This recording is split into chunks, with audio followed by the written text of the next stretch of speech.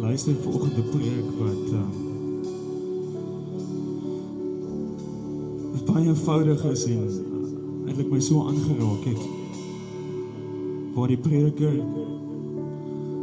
eintlik praat oor Petrus, waar Jesus die eerste keer by hom verskyn en vir hom sê, maar gooi die vis aan die ander kant van die boot. En hy ontvang toe hierdie miracle en hulle trek al hierdie vis uit die see uit.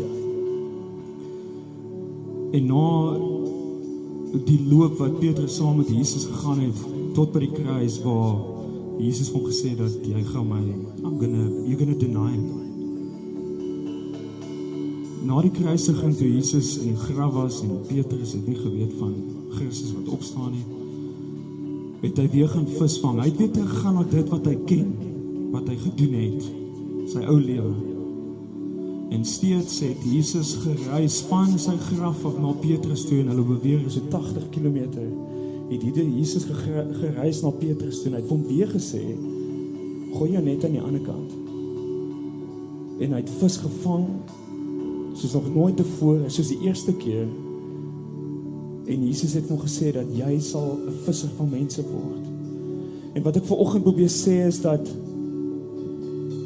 hy is nie te oud vir dit wat die Here vir jou beplan het nie.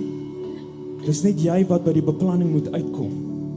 En al maak jy foute of al doen jy sonde, dit beteken nie dat jy nie by God se beplanning is nie. Jy moet net daarby uitkom.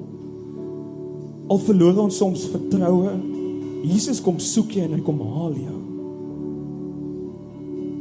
En ek bid dat die Heilige Gees julle harte sal oopmaak en dat julle sal uitkom by hierdie oomblik wat die Here hierdie tyd vir ons leen om iets daarmee te doen.